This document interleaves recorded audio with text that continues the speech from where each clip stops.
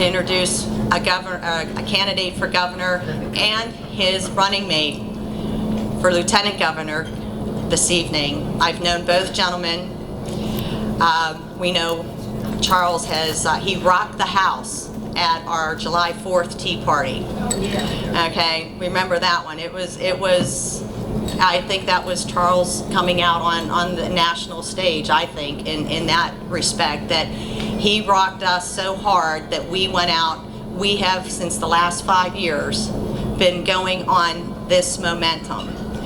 And it's my honor and privilege to have you both here this evening and to introduce you as candidate for governor and lieutenant governor of Maryland. Our next governor. Thank you. No, sir, sit down. Sit down, sir. No. My goodness, Ken and I will work for that, but we haven't earned it yet. Don't give Marines anything free. Make us work. What an honor to be here, and we the people. Look at you all. Look around this room. You all, and Michelle and I were talking about this earlier. You all are more than just a county movement. You're a state movement and a national movement. And what you all stand for, just in regards to upholding and getting back to the fundamentals of our Constitution, not only is it honorable, but it's the right direction and way you ought to go. And I'm hoping that your kids and your kids' kids, your great-grands and your grands are following that same tradition. I know mine is, and my daughters. Yes, it is true, since I've seen you before, I do have a little grandson. Yes. And I appreciate you saying that I look too young to be a grandfather. I agree with you. We'll keep that joke between you and I. I agree with you, but he is the absolute joy of my life. I love going home again.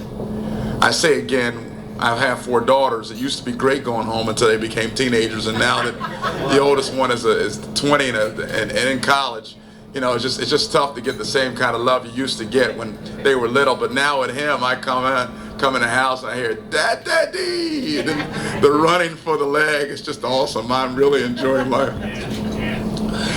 But I look in his eyes and he reminds me why I'm doing this. Every time I read something else negative, every time I hear something else that's not even the truth, and I ask myself, and I do this often, why in the world am I doing this? I'm a very successful, my family would say that I'm a very successful businessman. I'm a Marine officer. My family doesn't want or lack for anything, at least when I was doing business and not running for office. But yet now I stand from county to county, from city to city across this great state of Maryland of ours, trying to do all I can to do good, trying to do all I can to change the direction of our state for the better, yet so much negativity. But I'm reminded when I come home to him, this is why you do it. This is the charge you have. And this is a worthy fight for us to take. If you consider what our founding fathers went through, this is nothing in comparison. They pledged their lives. They pledged their sacred honor. The 56 signers of our Declaration of Independence knew what they were getting themselves into when they put their name on that document. And they knew what it cost them. But they signed it anyway, knowing what was coming. And here we are, born, in my opinion, in the greatest country on God's green earth. And there's no other place where I would want to raise my daughters, or have raised, or my grandson, than right here in the United States of America. Now, being a Marine officer, I've had the opportunity to travel around quite a bit. I've been in various countries, Islamic countries, Christian countries, even other types of countries with no religion and no faith. And I'm telling you that this country, undoubtedly, for me and for my family, is the only answer, and I believe it's God's answer to the world as we bring forth the banner of freedom, not arrogantly, but in a way that pleases Him and His Son, my Savior, Jesus Christ. Now, with that said, not a patriotic speech, but why is Ken and I running for governor? And why are we going around the state with this Maryland Economic Recovery Tour at this time? Because we believe it's critical. Let me outline just a few things for you and get to the point. We have one of the worst economies in the country. 47th worst tax environment in the country. We've lost 4,000 small businesses over the past 7 years, taking with them $5.5 billion in revenue. Our economy continues to suffer and struggle, so much so that we've had fellow governors from other states come into our state to try and convince our venture capitalists, our manufacturing companies, our small businesses to leave Maryland and come to their state. We even have a state as poorly positioned as New York State using their money, buying airwaves on our TV stations to induce our Maryland businesses to come to New York. They're not running those ads in Texas. They don't run those ads in Florida, but they're running them here in Maryland. When New York is competing for your businesses, then you know there's a problem. Absolutely. I stood on a forum right across from Peter Franchot as he spoke to the crowd first and made this statement in Annapolis. If Maryland is first in so many things, then why are so many people and businesses leaving our state at the rapid rate? Yep. He said our middle class has shrunk faster than any time in history since he's been the comptroller, and he's a Democrat. See, there are certain issues that cross party lines and party affiliations. There's certain problems we're having where it doesn't matter whether you're independent, libertarian, Democrat, or Republican. We have problems in our state, and it starts economically. Ken and I will pass a real taxpayers' bill of rights in this state. We will tie the growth of your government directly with CPI and cost of living to ensure that your government does not outpace CPI or cost of living anymore legislatively.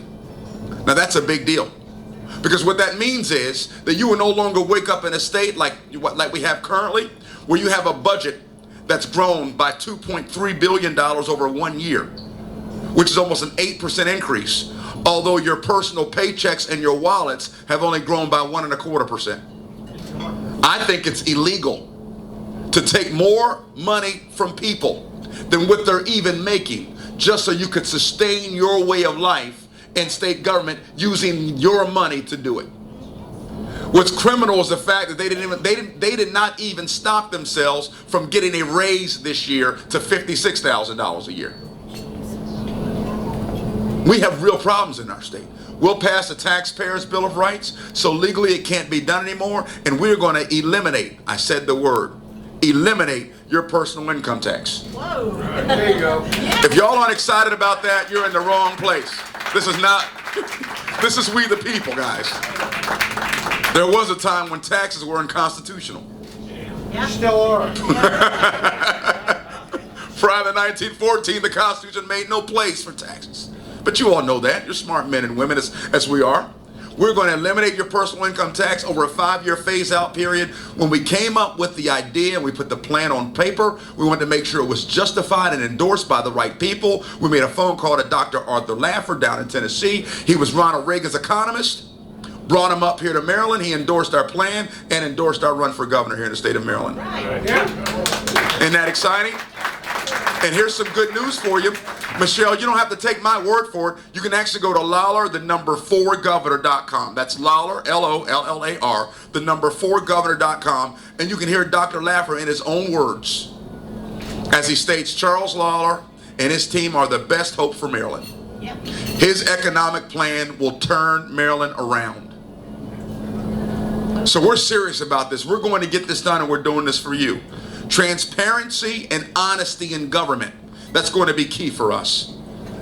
You've been pushed with 74 new taxes and regulations over the past 7 years. Ken and I are going to work to get rid of those. Yeah. One of the reasons why, starting with the rain tax, one of the reasons why I chose Ken, and I was so grateful for him coming on board, is as an investigative journalist, as a nominee for the Nobel Peace Prize, all the work that he's done, his work ethic, he's going to be the perfect counterpart, the perfect partner for me as we go after every one of these tax bills to find out where the money is actually going. The bait and switch tactics of Annapolis are going for good once this man and I get elected to be your governor, lieutenant governor of the state. We're going to find out where the money's going for every tax bill passed prior to us being elected. And if we find out the money is not going where it's supposed to be, we're going to make sure over a 3-year phase-out program, we get rid of the tax law altogether, and we're going to post it on the web along with the author of the bills so Maryland can know who wrote them in the first place. And folks, we don't care if you're Democrat, Republican, or Independent. If you wrote a bad bill, your constituents need to know. That's right. Yes. That's right. This team is going to get it done, and every time I get a chance, I want to make sure that people across this state and across this country know that Ken Timmerman got that done. These are things we're going to do in partnership. When it comes to education, we believe that every parent and every child ought to have choice where they go to school. Yes. And we believe, oh wait, you got to hold your applause for the best part. Here's the best part. We believe their tax dollars should follow where their choice goes. Now you can clap. We do it when it comes to charter schools. Why can't we do it when it comes to private schools if that's where you want to send your child to school? And one of the reasons why charter schools and private schools are so successful is they can look parents in the face and say, if you want your child to come to this school, you have to agree to come to PTA meetings. You have to agree to play a role in your child's education. Those days of bringing your child to school, putting them on the bus, clapping your hands, and I don't have to worry about my child anymore for 8 hours, those days are done. Because you know as well as I do, the key to a successful education system or a successful education program is families have to play a role along with the teacher for the growth and prosperity of that child. You can't just throw a child in a classroom and say the teacher has it and run off and do whatever you want to do until school day's over. We want to encourage parents to play more of an active role in the education of their children. That's how you get things turned around. Does that mean you get rid of Common Core? She said, does that mean we'll get rid of Common Core, Ken? Yes. Exactly. See how quick that is? That works. Because we honestly believe that if you want a strong education system, if you want a smarter child, you can't legislate that from Pennsylvania Avenue, and you can't do it from Annapolis. Right. It's a local issue. And parents, teachers, and students all have to play a role in getting those things done. Ken and I simply want to bring common sense back to Annapolis. Something that's been missing for a very long time. We had the pedigree to do it. I've been in business myself for 17 years. I'm an executive with Centos Corporation for 10. I'm a Marine officer for 16, going into my 17th year. I've been an elected official for 4 years down in Charles County as a Central Committee chair, but I'm not a full-time politician. And whenever people say stuff like, well, you know, he doesn't have a lot of political experience, I look right back at him and say, thank you so much for the compliment. Full-time politicians is what got us into this mess to begin with. So it's not going to change it. We need people that think outside the box. We need a team that's bold. We need a team with leadership experience. I alone have 33 years combined leadership experience to include leading some of the most stubborn men and women in the world, United States Marines. We can get this done, family, but it's going to take your help for us to get there. And as we go across the state, and I'm going to bring Ken up momentarily, but as we go across this state, talking about this economic recovery tour, we are sincere. Yeah, we get the arrows. Yeah, they get thrown us all the time. We had one last person tell us, and you'll love this part. One last guy who's running for governor as well says, you know, the office of the governor, or like the office of any executive, president or governor, the office of the governor is not, in his words, an entry-level position. I thought that was interesting. The next thing I said was, well, I sure am glad no one told George Washington that. Then I said, I sure am glad no one told Abraham Lincoln that. And then I said, I sure am glad no one told Ronald Reagan that. That's right. Some of the greatest presidents in our country, some of the greatest governors in our country did not come with full-time politician status. Whenever I hear somebody talk about all their experience over 24, 30, 40 years in political experience, one of the first things I say is, you couldn't get a job? That's the first thing that comes off my head. Because I am concerned about the apathy and the lack of understanding what our founding fathers meant when they said we the people, when they were pledging their sacred honor. They believed in limited government, not more. And they believed that the best public servant would be the one with a job. The one that understands that every law you pass, it has direct consequences.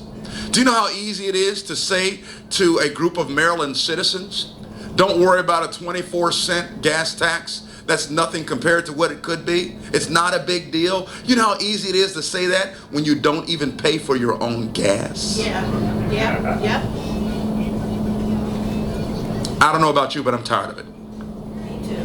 When Ken and I went through the budget, he even brought up to my attention, I think it was last week, he said, Charles, do you realize they have over $7.2 billion in our budget set aside just for cronyism projects with contracting friends of the governor? I said, you got to be kidding me. We can do better, and we must do better. But may I say this? I can't get this done without your help. I am not interested in a campaign election for high school president. I'm not interested in a popularity contest. I'm not interested. If that's your interest, I'm not your guy. Don't vote for me. And Ken has no problem me saying that. But if you really want bold, new solutions, new answers, if you want a new way forward, then I'm your guy and I need your help. And I'm counting on we the people to get us there. We need your time. We need your prayers. We need your financial donations. Maybe not, and certainly in that order, starting with prayers. But these are things that we believe and we know can get this done. Here is our recipe to win. And then I want Ken to give a few words before you ask questions. We need Carroll County. You all have the third, if not fourth, I think it's third largest voting Republican base in the state. We need to win here. If we win here, it'll be because of what you do. We'll win Frederick County. The last two straw polls in Montgomery County, we won them both. Both. We won the straw poll down in Southern Maryland. You should expect me to win Southern Maryland. If I don't, then send me back home. We'll win Eastern Shore and Western Maryland. We can get this done. When people tell you that Charles Lollar guy, he can't win, they don't raise any money over there. You tell them it's not true. They can win, and we are raising money. But money for Republicans does not equate to a primary win. Just look at how successful We the People is. It's not about money for the primary, although we need to win it. But it will take money to win a general election, because we can have all the best ideas in the world, but we got to get them out across the state. Now let me say this, because I know somebody's going to ask this question. I'm going to go and jump to the conclusion before the end. How are you going to win in Prince George's, Montgomery County, and Baltimore City? Was anybody going to ask that question? Anybody? Well, I'm so glad you were going to. Let me answer it. We knew what an uphill battle it was going to be before we even made a decision to run for governor. So when we made the decision, we spent the first 6 months in those three areas: Prince George's County, Baltimore City, and Montgomery County. Ken and I stand before you as a Republican's ticket for governor, lieutenant governor, and we're the only team on the Republican side that currently has Democrats for Lollar organizations already set up in Baltimore City, Montgomery County, and Prince George's County.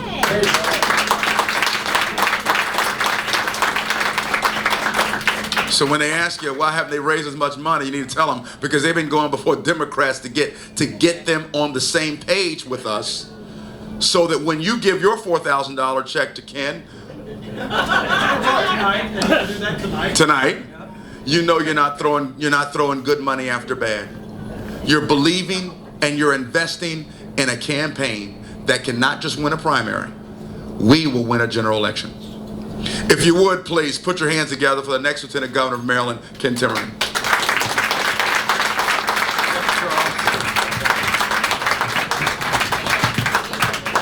It may not be $4,000. Oh, wow. Oh, so here's the first check from tonight. Those of you who have your checkbooks, you can follow the lead of Michelle. That would be great. Thank you very much, Michelle. We appreciate your help. It's really an honor and a pleasure and a privilege to be here in front of so many familiar faces and to find new faces as well. I think all of you understand from what you've just heard why I did not hesitate a minute when Charles Lollar asked me to set aside other things that I've been planning to do, thinking of doing, and to join him on this ticket to be his lieutenant governor. We will win we will take office in January of 2012, and the first budget that we give to the legislature will include a very significant tax cut. It will be the first year of our plan to phase out the personal income tax over 5 years. All lower income wage earners will have their taxes eliminated completely. All families earning up to $150,000, we're going to drop their rate from the current 4.75% marginal rate down to 3%. That's going to be real money in your pocket. We happen to have a revolutionary idea, and I think we the people understand this. We happen to think that you know better what to do with your money than government does. So we want you to keep more of it in your pocket. We understand that if we don't turn Maryland around, if we don't get the fiscal house in order in this state very quickly, more of you are going to leave. I know every single person in this room, I'm willing to wager, there's not a single one of you that doesn't have a friend who you called recently and said, oh, sorry, I'm no longer in Maryland, I went to Virginia. Or I went to, I'm retiring to South Carolina, no death taxes. Or I'm going down to Florida. Right? No income tax. That's right, no income tax and no death tax. Maryland is driving people out of the state. O'Malley and Brown, I call him Anthony O'Malley, they believe in harming Maryland first, and we've seen this for the past 7 years. They have increased the takings. I don't even call it spending any longer. They have increased the takings from the people in 7 years by 34%. Now let me ask you, is there anybody here whose salary, whose wages, whose income has increased by 34% in the past 7 years? If you are out there, we'll take the $4,000 check. It'll be a big help. But mine certainly hasn't. Charles, I know, hasn't, because he's now devoted himself to you and to we the people. It's a tough row to hoe. I know what he's up against. I took a full year off when I ran for Congress, and I appreciate the support of many people here in this room when I went up against Chris Van Hollen in 2012. And I thank you for the 63% that you gave me in Carroll County. That was a real strong boost. 61% in Frederick County. And then, of course, Montgomery County, the voting machines didn't work so well. Or I should say they worked really well. They worked overtime. We did a survey after the election that found that we actually took the votes from a specific machine, went out and called everybody on it, and we found more people who told us they'd voted for me than the votes were recorded on the machines. But it wasn't enough to really take it to the Board of Elections. They dismissed it. We are going to turn this state around. You're going to wake up in the year 2019 after a Lollar Timmerman administration. You're going to look at your paycheck, and there's not going to be any deduction for state income tax from Maryland.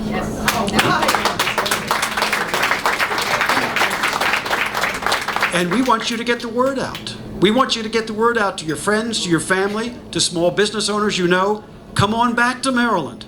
And by the way, would you get the word out before June? Please vote in the primary. Because if we do not make it through the primary, all of this is moot, and you're going to be facing 7 more, 8 more years of what we've got. All right? This is our time. This is our chance. This is our state. There is no reason we should let them take it away from us, folks. It belongs to us. We need your help. We need your prayers. And as Charles said, we do need your financial support. Without that, things become a lot more difficult. So God bless you all. I got here late this morning because I actually had to still work. I still teach a class down at Quantico on Iranian terrorism. So I'm going down there tomorrow. Yeah, tomorrow afternoon. So I had to prepare for my class Thursday afternoon. But we need your support. We count on Carroll County. We know you can do it. God bless you. Thank you.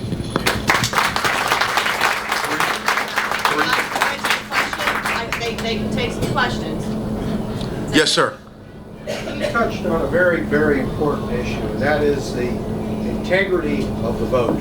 Yes. Right. And it appears that we are unable to motivate the metaphysically challenged, that is, dead Republicans, to the extent that the Democrats have been able to get a very consistent vote of dead Democrats. And then, of course, you have, regions where we see like 110% of the vote. I'm really concerned about these touch screens and just what he touched on. I don't know what we can do, but I do think that something needs to be done, and there really isn't any decent way to recount it. Yeah. You want to answer it? Yeah. Yes, thank you very much for that question. It's very important. Here's one of the things we will do. I hope we'll get it done in our first budget, and if not in the second budget, but I'd like to put it in the first budget. We are going to actually fund the bill that was passed by the General Assembly to replace the touch screen voting machines with a system that is auditable, with a paper trail. We will do that right away. Okay. And we will also make sure that the voter rolls get cleaned. That's something that's got to be done. How many of you been to Baltimore City recently? Driven through Baltimore City? Well, you know, here's a tragic example of what happens with one-party government. This is a city that's been run by Democrats for 40 years, and it's not block after block. It is mile after mile of shuttered houses. And I guarantee you that they all vote Democrat, and there are probably 10 of them in each house that vote Democrat. We're going to put an end to that. Now, let me also speak to something very pointed to your point, not just because the concern is getting us there. We want to make sure that that fraud, when it exposes itself, we're still able to win this thing in the general election this time in 14 in about 7 short months. Here's how, or 9 short months. Here's how we're going to do that. We ran the numbers, the 2010 numbers. Before we just dove into Prince George's, Baltimore City, and Montgomery County, we knew that the mission would be twofold. Number one, we need 35% of the vote in Montgomery, Prince George's, and Baltimore City to win. That's first. As well as the same amount of Republican turnout that we had in 2010. If we do that, when we do that, that gives us we win by 7 points, and we accounted for a 4 percentage point corruption. So we win by 3 points. But 35 gives us that 7% or 3% cushion over the 4% corruption. Number two, also by going into those areas, we're getting to know the people in those areas. In order for the corruption schemes to work, they have to have an audience that's willing to do it. We're taking that sting away by showing ourselves to be actual human beings and not crazy racist Republicans that they think that I was before they met me. No, I'm serious. I was called a racist. You laugh. I kid you not. Yes. I was like, how could I be a racist? I married a black woman, right? Anyway, you'll pick that up later. Anyway, by using that personal touch, and getting in the community. If you go on our website, lollar4governor.com, you'll actually see a speech that I gave to the NAACP in Prince George's County at a 5,000 member church, received a standing ovation.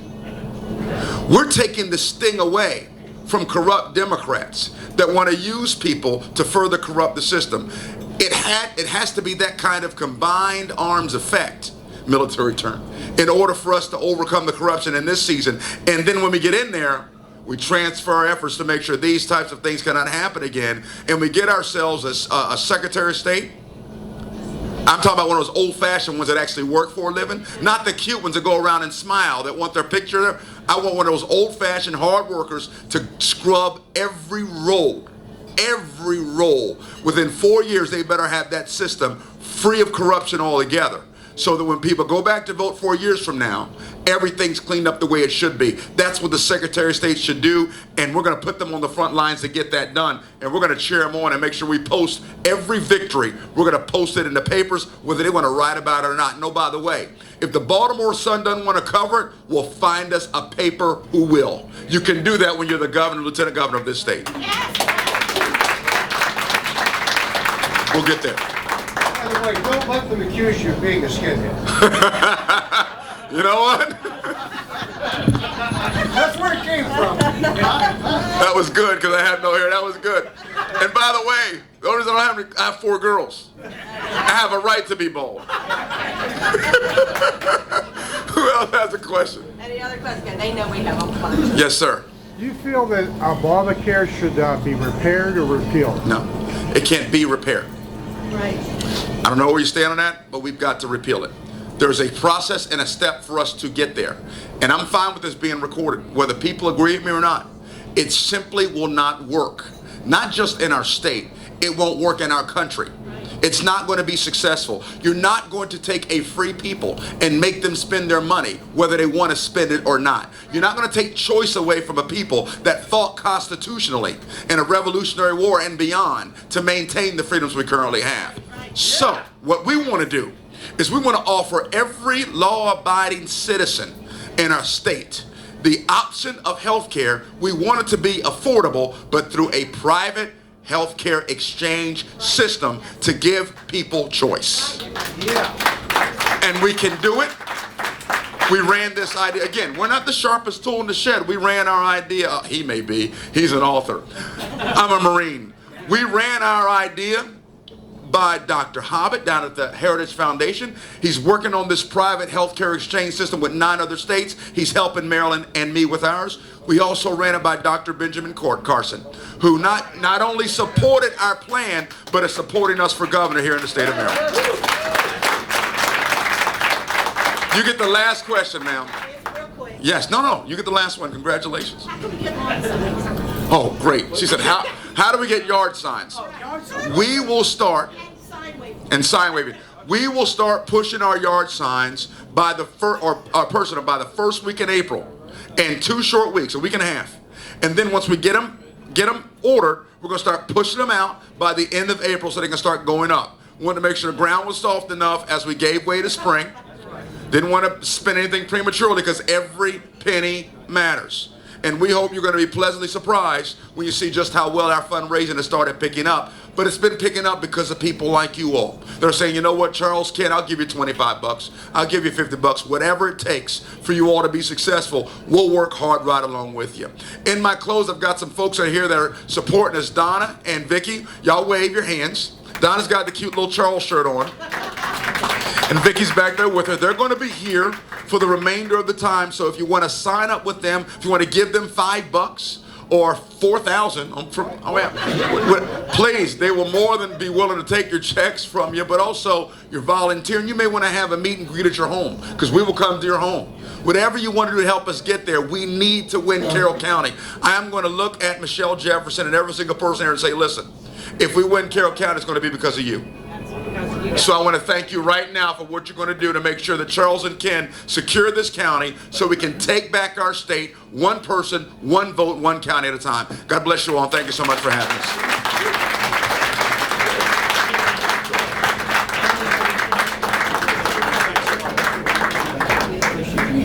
I hardly endorse that. Thank you. He endorses it.